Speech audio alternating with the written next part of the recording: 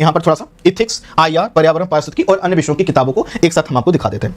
अब देखो, हम सबसे पहले बात करते हैं इथिक्स। आपको पता है प्रीलिम्स से इसका कोई लेना देना ही नहीं, मेंस से इसका लेना देना है। तो ऐसे में आपके पास कई किताबें, जैसे भारत में लोक प्रशासन, चूंकि इथिक्स को लोक प्रशासन से जोड़कर पढ़ा जाता है, तो ये जो किताबें बता रहा हूं बहुत पतली पतली किताबें, पतली पतली, ज्यादा मोटी किताब। तो भारत में एक लोक प्रशासन किताब आती है, एक सुशासन, सुशासन आपका एक चैप्टर है, टॉपिक है, उसकी एक किताब आती है, आप इसको ले सकते हैं। ये किताब आती है नीतिशास्त्र, सत्यनिष्ठा एवं अभिरुचि के नाम से क्रॉनिकल पब्लिकेशन की, तो आप ये किताब ले सकते हैं। और एक किताब, ये जो बड़ी चर्चित किताब है ना, जी सुब्बा राव की नीतिशास्त्र, सत्यनिष्ठा एवं अभिरुचि। अब प्रश्न आएगा सर 4 किताबें? नहीं।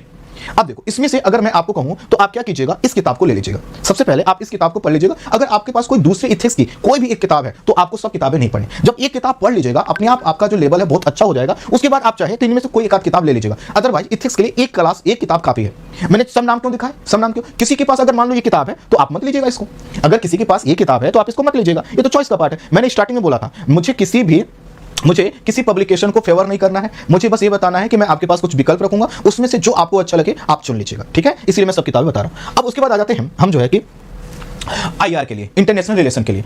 आईआर के लिए अगर हम बात करें तो एक किताब आती है स्वतंत्र भारत की विदेश नीति, बीपी दत्त साहब की, ठीक है, बीपी दत्त साहब की। एक ऐसे ही आईआर के लिए अंतरराष्ट्रीय संबंध, तपन विश्वाल की किताब आती है। एक सेकेंड, ठीक है, एक किताब आती है पुष्पेश पंत की। तो 3 आईआर की किताबें हमने दिखाया। इन 3 किताबों में से मैं आपको सजेस्ट करूंगा पुष्पेश साहब की किताब। तो आप क्या कीजिएगा, अगर आईआर की किताब लेनी है तो अगर इनमें से कोई किताब आपके पास है तो ठीक है, नहीं है, लेना ही चाहते हैं तो मैं आपको सजेस्ट करूंगा पुष्पेश पंत साहब की किताब लीजिएगा। शानदार राइटर है, अच्छे से, गहराई से, डायनेमिक तरीके से आईआर को कवर करते हैं। उसके बाद आ जाते हैं एनवायरमेंट पर। एनवायरमेंट पर बहुत से लोगों के पास परीक्षा मंथन पब्लिकेशन है, इसकी किताब होती है।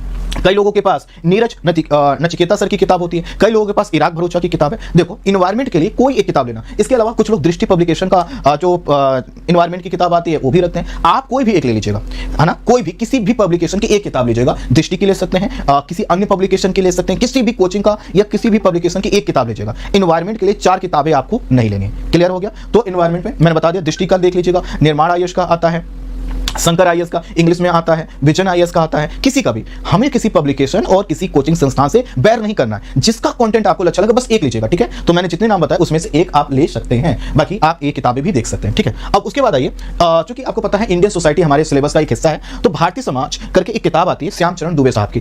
भारतीय समाज के लिए मैं कहूंगा आपको अगर किसी कोचिंग का नोट्स मिल जाए वो ज्यादा बेहतर है, ठीक है? किसी कोचिंग का अगर नोट्स मिल जाए तो वो ज्यादा अच्छा है। अगर नहीं मिले, मान लो आप ऐसे एरिया में रहते हो कि नोट्स उपलब्ध नहीं हो पाते हैं, तो आप ऐसे में भारतीय समाज के लिए क्या कर सकते हैं, आप श्याम चरण दुबे जी की किताब ले सकते हैं। फिर उसके बाद सोशियोलॉजी, सोशियोलॉजी ऑप्शनल की बात नहीं कर रहा, इंडियन सोसाइटी के पॉइंट ऑफ व्यू से आपको कुछ किताबें जो पढ़नी चाहिए वो है आपका ये वाली किताब, भारतीय समाज, क्लास 12। ये वाली किताब छोड़ दीजिएगा, ये उनके लिए है जो सोशियोलॉजी एज ए ऑप्शन रखते हैं। आप इस किताब को पढ़ लीजिएगा, भारतीय समाज, एनसीईआरटी की किताब है, क्लास 12 की एनसीईआरटी।